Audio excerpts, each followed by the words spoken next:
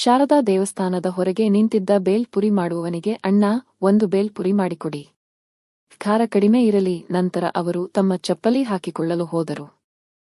ಆಗ ಅವರ ಮಗ ವಿಶಾಲ್ ಕೋಪದಿಂದ ಬಂದು, ಅಮ್ಮ, ದೇವಸ್ಥಾನದ ಮೆಟ್ಟಿಲುಗಳ ಮೇಲೆ ಕುಳಿತಿರುವ ಭಿಕ್ಷುಕನ ಬಳಿ ನಿಮಗಿಂತ ಹೆಚ್ಚು ಹಣ ಇರಬಹುದು. ಅವನು ಕೇಳಿದಾಗ ಅವನಿಗೆ 10 ರೂಪಾಯಿ ಏಕೆ ಕೊಟ್ಟೆ ಎಂದು ಕೇಳಿದನು. ಶಾರದಾ ಸಹಜವಾಗಿ, ಅದಕ್ಕೇನಂತೆ ಮಗ, ನಾನು ದಾನ ಮಾಡಲು ಬಂದಿದ್ದೆ. ದಾನ ಪೆಟ್ಟಿಗೆಗೆ ಹಾಕುವ ಬದಲು ಆ ಭಿಕ್ಷುಕನಿಗೆ ಕೊಟ್ಟೆ. ಇದರಲ್ಲಿ ದೊಡ್ಡ ವಿಷಯ ಏನಿದೆ? ಅವನು ಕೋಪದಿಂದ ಉದ್ಗರಿಸುತ್ತಾ, ದೊಡ್ಡ ದಾನ ಮಾಡುವವಳು ನಿನಗೆ ಯಾರು ಭಿಕ್ಷೆ ಹಾಕುತ್ತಾರೆ ನೋಡುತ್ತೇನೆ. ನೀನು ತಕ್ಷಣ ಆ ಭಿಕ್ಷುಕನಿಗೆ 10 ರೂಪಾಯಿ ತೆಗೆದು ಕೊಟ್ಟೆ. ನನ್ನ ಕಷ್ಟದ ದುಡಿಮೆಯನ್ನು ಹೀಗೆ ಪೋಲು ಮಾಡುತ್ತೀಯಾ? ನೀನು ಜೀವನದಲ್ಲಿ 1 ರೂಪಾಯಿಯನ್ನಾದರೂ ಸಂಪಾದಿಸಿದ್ದೀಯಾ? ನೀನು ಒಂದು ಕೆಲಸ ಮಾಡು. ನೀನು ಯಾರಾದ್ರೂ ಹತ್ರ 20 ರೂಪಾಯಿ ಭಿಕ್ಷೆ ಬೇಡಿ ಆಟೋದಲ್ಲಿ ಮನೆಗೆ ಬಾ. ನೋಡೋಣ ನಿನಗೆ ಯಾರು ಭಿಕ್ಷೆ ಹಾಕ್ತಾರೆ ಅಂತ. ನಿನಗೆ ಭಿಕ್ಷೆ ಕೇಳಿದರೆ 1 ರೂಪಾಯಿಯೂ ಸಿಗುವುದಿಲ್ಲ. ಶಾರದಾ ಸ್ತಬ್ಧರಾದರು. ಏಕೆಂದರೆ ಮಗ ಅವರ ಕೈಯಿಂದ ಪರ್ಸ್ ಕಿತ್ತುಕೊಂಡು ಅವರನ್ನು ಒಂಟಿಯಾಗಿ ಬಿಟ್ಟು ಮನೆಗೆ ಹೋದನು. ಆಗ ಯಾರೋ ಹಿಂದಿನಿಂದ ಅವರನ್ನು ಕರೆದರು, ಅಮ್ಮ, ನಿಮ್ಮ ಬೇಲ್ಪುರಿ ಸಿದ್ಧವಾಗಿದೆ. ಈಗ ಶಾರದಾ ಅವನಿಗೆ ಏನು ಹೇಳಬೇಕು? ಅವರ ಬಳಿ ಹಣವೇ ಇರಲಿಲ್ಲ. ಅವರ ಕಣ್ಣಲ್ಲಿ ನೀರು ಬಂತು. ಅವರು ಹೇಳತೊಡಗಿದರು, ಅಣ್ಣ, ನನ್ನ ಪರ್ಸ್ ಕಳುವಾಗಿದೆ. ನನ್ನ ಬಳಿ ಹಣ ಇಲ್ಲ, ನನ್ನನ್ನು ಕ್ಷಮಿಸು. ಇಷ್ಟು ಹೇಳಿ ಅವರು ಮುಂದೆ ಸಾಗಲು ಪ್ರಾರಂಭಿಸಿದರು. ಆಗ ಬೇಲ್ಪುರಿಯವನು ಅವರ ಬಳಿಗೆ ಬಂದು, ಇಲ್ಲಿ ನೋಡಿ, ಈಗ ಬೇಲ್ಪುರಿ ತಿನ್ನಿ ಮತ್ತು 2 ನಿಮಿಷ ಇಲ್ಲಿ ಆರಾಮವಾಗಿ ಕುಳಿತುಕೊಳ್ಳಿ. ನಿಮ್ಮ ಬಳಿ ಪರ್ಸ್ ಇಲ್ಲದಿದ್ದರೆ ನೀವು ಮನೆಗೆ ಹೇಗೆ ಹಿಂತಿರುಗುತ್ತೀರಿ? ನಾನು ನಿಮಗೆ ಸಹಾಯ ಮಾಡುತ್ತೇನೆ ಎಂದು ಹೇಳಿ 200 ರೂಪಾಯಿಗಳನ್ನು ತೆಗೆದು ಅವರ ಕಡೆಗೆ ನೀಡಿದನು. ಶಾರದಾ ಅವರ ಕಣ್ಣುಗಳು ತುಂಬಿ ಬಂದವು. ಇಂದಿಗೂ ಜಗತ್ತಿನಲ್ಲಿ ನಿಸ್ವಾರ್ಥವಾಗಿ ಸಹಾಯ ಮಾಡುವವರಿದ್ದಾರೆ. ಆದರೆ ಇಂದು ನನ್ನ ಮಗನೇ ನನಗೆ ನನ್ನ ಸ್ಥಾನ ತೋರಿಸಿಬಿಟ್ಟ ಎಂದು ಅವರು ಅಂದುಕೊಂಡರು. ಅವರ ಕಣ್ಣಲ್ಲಿ ನೀರು ಬರುತ್ತಿತ್ತು. ಆದರೆ ಅವರು ತಮ್ಮ ಕಣ್ಣೀರನ್ನು ಒರೆಸಿಕೊಂಡರು. ಬೇಲ್ಪುರಿಯವನು ವಿನಂತಿಸುತ್ತಾ, ಅಮ್ಮ, ಬೇಲ್ಪುರಿ ತಿನ್ನಿ. ನಿಮಗಾಗಿ ವಿಶೇಷವಾಗಿ ಮಾಡಿದ್ದೇನೆ. ನೀವು ಹೇಳಿದ ಹಾಗೆ ಖಾರ ಕಡಿಮೆ ಮಾಡಿದ್ದೇನೆ. ಇಷ್ಟು ವಿನಂತಿಸಿದ ಮೇಲೆ ಅವನ ಮನಸ್ಸನ್ನು ನೋಯಿಸಲು ಇಷ್ಟವಿಲ್ಲದೆ ಶಾರದಾ ಭಾರವಾದ ಮನಸ್ಸಿನಿಂದ ಆ ಬೇಲ್ಪುರಿ ತೆಗೆದುಕೊಂಡು ತಿನ್ನಲು ಪ್ರಾರಂಭಿಸಿದರು. ನಂತರ ಆ 200 ರೂಪಾಯಿಗಳನ್ನು ಮುಷ್ಟಿಯಲ್ಲಿ ಹಿಡಿದುಕೊಂಡು ರಸ್ತೆಗೆ ಬಂದರು.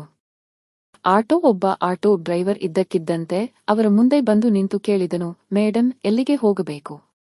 ಬನ್ನಿ, ನಾನು ಬಿಡುತ್ತೇನೆ. ಇದ್ದಕ್ಕಿದ್ದಂತೆ ಅವರ ಬಾಯಿಂದ, ನನ್ನನ್ನು ಸ್ಟೇಷನ್ನಲ್ಲಿ ಬಿಡಿ ಅಣ್ಣ ಎಂದು ಹೇಳಿದರು. ಅವರು ಆಟೋದಿಂದ ಸ್ಟೇಷನ್ ತಲುಪಿದರು. ಅಲ್ಲಿ ಅವರು ಹಳ್ಳಿಗೆ ಹೋಗಲು ಟಿಕೆಟ್ ಖರೀದಿಸಿದರು. ಅವರ ಬಳಿ ಹೆಚ್ಚು ಹಣವಿರಲಿಲ್ಲ. ಆದ್ದರಿಂದ ಅವರು ಜನರಲ್ ಟಿಕೆಟ್ ತೆಗೆದುಕೊಂಡರು. ಜನರಲ್ ಕೋಚ್ನಲ್ಲಿ ತುಂಬಾ ಜನಸಂದಣಿ ಇತ್ತು.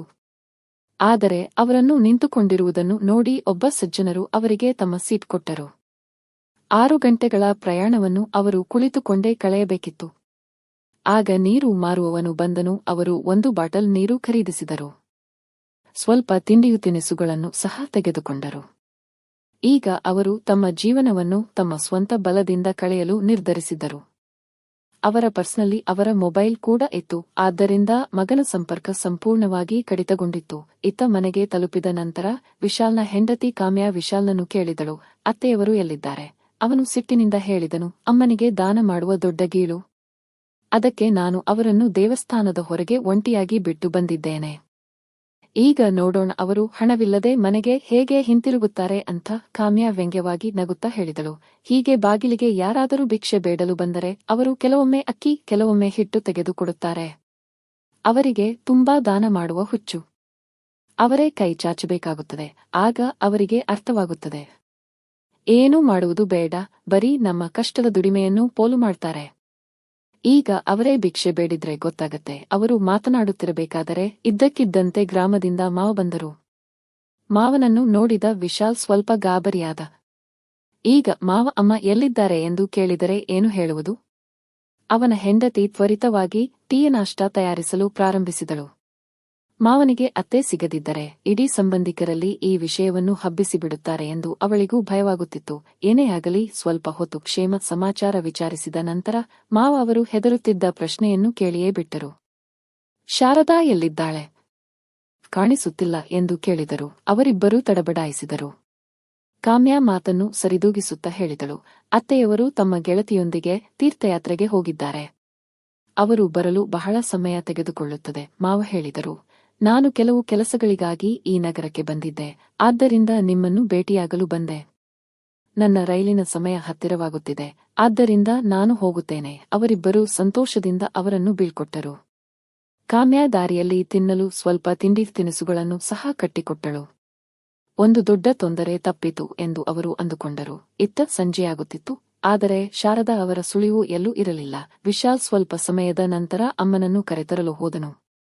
ಏಕೆಂದರೆ ಈಗ ಅಮ್ಮನಿಗೆ ಪಾಠ ಕಲಿತಂತಾಗಿದೆ ಎಂದು ಅವನು ಭಾವಿಸಿದ್ದನು. ಅವನು ದೇವಸ್ಥಾನದ ಹೊರಗೆ ತಲುಪಿದಾಗ ಅಮ್ಮ ಎಲ್ಲೂ ಕಾಣಿಸಲಿಲ್ಲ. ಅವನು ಅವರ ಫೋಟೋ ತೋರಿಸಿ ಸುತ್ತಮುತ್ತಲಿನ ಜನರನ್ನು ವಿಚಾರಿಸಲು ಪ್ರಾರಂಭಿಸಿದನು. ಆಗ ಬೇಲ್ ಪುರಿ ಮಾಡುವವನು, ಅವರ ಪರ್ಸ್ ಕಳೆದು ಹೋಗಿತ್ತು, ಅದಕ್ಕೆ ನಾನು ಅವರಿಗೆ 200 ರೂಪಾಯಿ ಕೊಟ್ಟು ಸಹಾಯ ಮಾಡಿದೆ ಎಂದು ಹೇಳಿದನು. ಈಗ ವಿಶಾಲ್ ಇನ್ನಷ್ಟು ಆಶ್ಚರ್ಯಚಕಿತನಾದ. ಅಮ್ಮ ಇದ್ದಕ್ಕಿದ್ದಂತೆ ಎಲ್ಲಿ ಹೋದರು? ಅವನು ರಾತ್ರಿಯಿಡೀ ಚಿಂತೆಯಿಂದ ಬಳಲಿದನು. ಅಮ್ಮ ಕಾಣೆಯಾಗಿದ್ದಾರೆಂದು ಸಂಬಂಧಿಕರಿಗೆ ತಿಳಿದಾಗ ಅವರು ಎಷ್ಟು ಬೈಯುತ್ತಾರೋ ಎಂದು ಅವನಿಗೆ ಭಯವಾಗುತ್ತಿತ್ತು. ಮರುದಿನ ಬೆಳಿಗ್ಗೆ ಅವನ ಮಾವನಿಂದ ಫೋನ್ ಬಂತು. ಅವನು ಫೋನ್ ಸ್ವೀಕರಿಸಿದನು.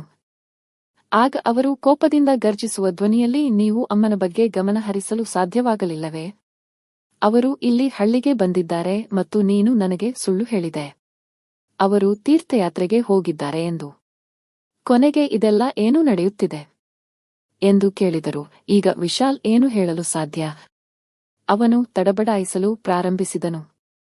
ಅಮ್ಮ ಹಳ್ಳಿಗೆ ಹೇಗೆ ಹೋದರು ಎಂದು ನನಗೆ ಗೊತ್ತಿಲ್ಲ. ಅವರು ಹಾಗೆ ಎಲ್ಲೆಂದರಲ್ಲಿ ತಿರುಗಾಡುತ್ತಿರುತ್ತಾರೆ.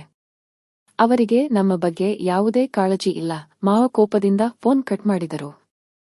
ವಿಶಾಲ್ ತನ್ನ ಹೆಂಡತಿಗೆ ಅಮ್ಮ ಹಳ್ಳಿಗೆ ವಾಪಸ್ ಹೋಗಿದ್ದಾರೆ ಎಂದು ಹೇಳಿದನು. ಆಗ ಕಾಮ್ಯಾ, ಹೋಗಲಿ ಬಿಡಿ, ಒಂದು ತೊಂದರೆಯಿಂದ ಮುಕ್ತಿ ಸಿಕ್ಕಿತು. ಅವರನ್ನು ಹಳ್ಳಿಯಲ್ಲೇ ಒಂಟಿಯಾಗಿರಲು ಬಿಡಿ.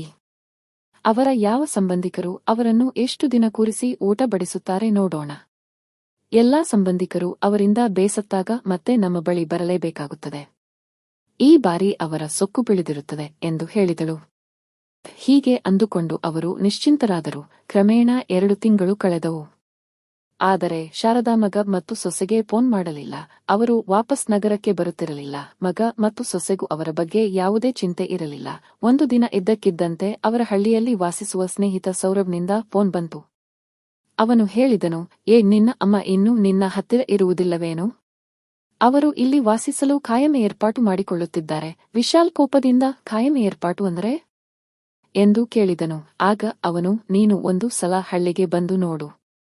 ನಾನು ನಿನಗೆ ಫೋನ್ನಲ್ಲಿ ಎಲ್ಲವನ್ನೂ ಹೇಳಲು ಸಾಧ್ಯವಿಲ್ಲ ಎಂದು ಹೇಳಿ ಫೋನ್ ಕಟ್ ಮಾಡಿದನು. ವಿಶಾಲ್ ತಕ್ಷಣ ತನ್ನ ಹೆಂಡತಿಯನ್ನು ಜೊತೆಗೆ ಕರೆದುಕೊಂಡು ಹಳ್ಳಿಗೆ ತಲುಪಿದನು. ಅಲ್ಲಿ ತಲುಪಿದ ನಂತರ ಅವನು ಸ್ತಬ್ಧನಾದನು. ಏಕೆಂದರೆ ಅವರ ಮನೆಯ ಅಂಗಳದಲ್ಲಿ ಒಂದು ಹೊಸ ಮನೆ ಕಟ್ಟಲಾಗುತ್ತಿತ್ತು. ಅವನು ಆಶ್ಚರ್ಯದಿಂದ ತನ್ನ ಮನೆಯೊಳಗೆ ಹೋಗಲು ಪ್ರಾರಂಭಿಸಿದನು. ಆಗ ಹಿಂಭಾಗದ ದಾರಿ ಸಂಪೂರ್ಣವಾಗಿ ಮುಚ್ಚಿರುವುದನ್ನು ಅವನು ನೋಡಿದನು. ಅವನು ತಿರುಗಿ ಹಿಂಭಾಗದ ಬೀದಿಯಿಂದ ತನ್ನ ಮನೆಗೆ ಹೋದನು. ಆಗ ಹಿಂಭಾಗದ ಬೀದಿಯಲ್ಲಿ ಒಂದು ಹೊಸ ಬಾಗಿಲು ತೆರೆದಿರುವುದನ್ನು ನೋಡಿ ಆಶ್ಚರ್ಯಚಕಿತನಾದನು. ಅವನು ಬಾಗಿಲು ತಟ್ಟಿದನು. ಆಗ ಹಳ್ಳಿಯ ಹುಡುಗಿ ಸರಿತಾ ಬಾಗಿಲು ತೆರೆದಳು.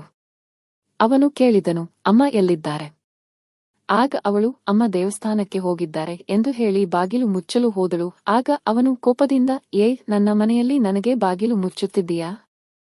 ಒಳಗೆ ಹೋಗಲು ಬಿಡು ಎಂದು ಹೇಳಿದನು. ಸರಿತಾ, ಅಣ್ಣ, ನೀನು ಬಂದರೆ ನಿನ್ನನ್ನು ಮನೆಯೊಳಗೆ ಬಿಡಬಾರದೆಂದು ಅಮ್ಮ ಕಟ್ಟುನಿಟ್ಟಾಗಿ ಹೇಳಿದ್ದಾರೆ. ಅಮ್ಮ ಬಂದ ಮೇಲೆ ನೀನು ಅವರನ್ನು ಭೇಟಿಯಾಗು ಎಂದು ಹೇಳಿ ಬಾಗಿಲು ಮುಚ್ಚಿದಳು. ವಿಶಾಲ್ ಕೋಪದಿಂದ ಕುದಿಯುತ್ತಿದ್ದನು.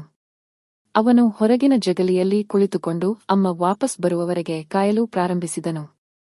ಸುಮಾರು 1 ಗಂಟೆಯ ನಂತರ ಅವಳು ಹಳ್ಳಿಯ ಮಹಿಳೆಯರೊಂದಿಗೆ ಮನೆಗೆ ತಲುಪಿದಳು. ಮಗನನ್ನು ನೋಡಿದ ನಂತರ ಅವಳು ಮುಖ ತಿರುಗಿಸಿಕೊಂಡಳು. ಆಗ ಅವನು, ಅಮ್ಮ, ಇದೆಲ್ಲ ಏನು? ನಮ್ಮ ಅಂಗಳದಲ್ಲಿ ಈ ಹೊಸ ಮನೆಯನ್ನು ಯಾರು ಕಟ್ಟಿಸುತ್ತಿದ್ದಾರೆ ಎಂದು ಕೇಳಿದನು. ಆಗ ಶಾರದಾ ಕೋಪದಿಂದ, ನೀನು ನಿನಗೆ ಭಿಕ್ಷೆ ಬೇಡಲು ಬಿಟ್ಟು ಹೋದೆ. ಈಗ ಇಲ್ಲಿ ಏನು ತೆಗೆದುಕೊಳ್ಳಲು ಬಂದಿದ್ದೀಯಾ? ಈ ಮನೆ ನನ್ನದು. ನಾನು ಏನು ಬೇಕಾದರೂ ಮಾಡುತ್ತೇನೆ. ನಿನಗೇನು ಅದರಿಂದ? ಆದರೂ ನಿನ್ನ ಕುತೂಹಲವನ್ನು ತಣಿಸಲು ಹೇಳುತ್ತೇನೆ, ಮನೆಯ ಅರ್ಧ ಭಾಗವನ್ನು ನಾನು ಮಾರಾಟ ಮಾಡಿದ್ದೇನೆ. ಆ ಹಣವನ್ನು ಬ್ಯಾಂಕಿನಲ್ಲಿ ಠೇವಣಿ ಮಾಡಿ FD ಮಾಡಿಸಿದ್ದೇನೆ. ಈಗ ಅದರ ಬಡ್ಡಿಯಿಂದ ನನ್ನ ಪ್ರತಿ ತಿಂಗಳ ಖರ್ಚು ಆರಾಮವಾಗಿ ನಡೆಯುತ್ತಿದೆ. ನಾನೊಂದು ಒಳ್ಳೆಯ ಮನೆ ಇದ್ದರೂ ನಿನಗೆ ಯಾರ ಮುಂದೆಯೂ ಕೈಚಾಚುವ ಅಗತ್ಯವಿಲ್ಲ ಎಂದು ನಿನಗೆ ಅನ್ನಿಸುತ್ತೆ. ನಾನು ಸೊಸೆ ಮತ್ತು ಮಗನ ಮೋಹದಲ್ಲಿ ನಿನ್ನ ಜೊತೆ ನಗರದಲ್ಲಿ ವಾಸಿಸಲು ಹೋದೆ. ಇಲ್ಲದಿದ್ದರೆ ನನಗೆ ಹಳ್ಳಿ ಬಿಟ್ಟು ಹೋಗಲು ಇಷ್ಟವಿರಲಿಲ್ಲ. ಹಳ್ಳಿಗೆ ವಾಪಸ್ ಬಂದ ಮೇಲೆ ನಾನು ಗ್ರಾಮದ ಮುಖ್ಯಸ್ಥರನ್ನು ಭೇಟಿಯಾದೆ.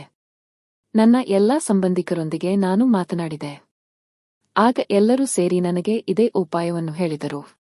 ಅಷ್ಟೇ ಅಲ್ಲದೆ ನಾನು ಈ ದೊಡ್ಡ ಜಾಗದಲ್ಲಿ ನಾನೊಬ್ಬಳೇ ಏನು ಮಾಡಲಿ?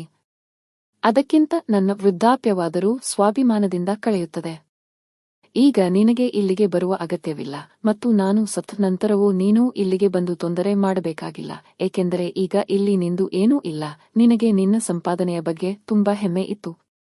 ನಿನ್ನ ಸಂಪಾದನೆಯಿಂದ ಚೆನ್ನಾಗಿರು. ನನ್ನ ಮತ್ತು ನನ್ನ ಗಂಡನ ಪರಿಶ್ರಮದಿಂದ ಕಟ್ಟಿದ ಮನೆಯಲ್ಲಿ ನಿನಗೆ ಒಂದು ನಯಾ ಪೈಸೆಯನ್ನು ಕೊಡುವುದಿಲ್ಲ.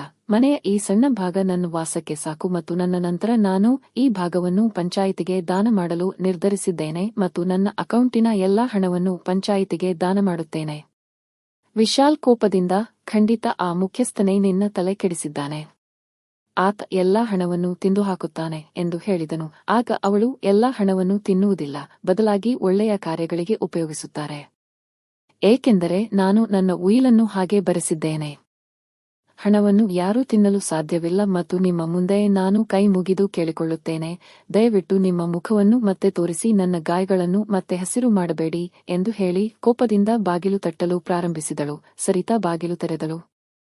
ಆಗ ಶಾರದಾ ತಿರುಗಿ ಹೇಳಿದರು, ಮತ್ತು ವೃದ್ಧಾಪ್ಯದಲ್ಲಿ ನನಗೆ ಅನ್ನ ನೀರು ಕೊಡುವವರು ಯಾರೂ ಇಲ್ಲ ಎಂದು ನೀವು ಭಾವಿಸಿದ್ದೀರಾ? ಈ ಸರಿತಾ ಇದ್ದಾಳಲ್ಲ, ಅವಳು ನನ್ನನ್ನು ಮನಸ್ಸಿನಿಂದ ನೋಡಿಕೊಳ್ಳುತ್ತಾಳೆ. ಬದಲಾಗಿ ನಾನು ಅವಳ ವಿದ್ಯಾಭ್ಯಾಸದ ಖರ್ಚನ್ನು ನೋಡಿಕೊಳ್ಳುತ್ತಿದ್ದೇನೆ. ಮತ್ತು ಮಗ, ನೀನು ನನ್ನನ್ನು ಬಿಟ್ಟು ಹೋದಾಗ ಪ್ರತಿ ಹೆಜ್ಜೆಯಲ್ಲೂ ಜನರು ನನಗೆ ಸಹಾಯ ಮಾಡಿದರು, ನನ್ನ ಕೈ ಹಿಡಿದರು. ಅದಕ್ಕೆ ನಾನು ಇಲ್ಲಿಯವರೆಗೆ ತಲುಪಲು ಸಾಧ್ಯವಾಯಿತು. ಆದ್ದರಿಂದ ಯಾರಾದರೂ ಮಾಡಿದ ಸಣ್ಣ ಸಹಾಯ ಅಥವಾ ದಾನವು ಇನ್ನೊಬ್ಬರಿಗೆ ದೊಡ್ಡ ಆಸರೆಯಾಗುತ್ತದೆ ಎಂಬುದನ್ನು ಮರೆಯಬೇಡಿ. ವಿಶಾಲ್ ತಲೆ ತಗ್ಗಿಸಿದನು. 10 ರೂಪಾಯಿ ದಾನಕ್ಕಾಗಿ ತನ್ನ ಎಲ್ಲ ಆಸ್ತಿಯನ್ನೇ ಕಳೆದುಕೊಂಡಿದ್ದಕ್ಕೆ ಅವನಿಗೆ ಬಹಳ ಬೇಸರವಾಯಿತು. ವೃದ್ಧಾಪ್ಯದಲ್ಲಿ ಅಮ್ಮ ಎಲ್ಲಿಗೆ ಹೋಗುತ್ತಾರೆ ಎಂದು ಅವನಿಗೆ ದೊಡ್ಡ ಅಹಂಕಾರವಿತ್ತು. ಆದರೆ ಶಾರದಾ ತಮ್ಮ ಆತ್ಮಗೌರವಕ್ಕಾಗಿ ಒಂದು ಬಲವಾದ ನಿರ್ಧಾರವನ್ನು ತೆಗೆದುಕೊಂಡು ವೃದ್ಧಾಪ್ಯ ದುರ್ಬಲವಲ್ಲ ಎಂದು ತೋರಿಸಿಕೊಟ್ಟರು. ಸ್ನೇಹಿತರೆ, ನಿಮಗೆ ನನ್ನ ಈ ಕಥೆಯು ಇಷ್ಟವಾಗಿದೆ ಎಂದು ಭಾವಿಸುತ್ತೇನೆ ಮತ್ತು ಹೊಸ ಕಥೆಗಳಿಗಾಗಿ ನಮ್ಮ ಚಾನೆಲ್ ಅನ್ನು ಸಬ್ಸ್ಕ್ರೈಬ್ ಮಾಡಲು ಮರೆಯಬೇಡಿ. ಧನ್ಯವಾದಗಳು.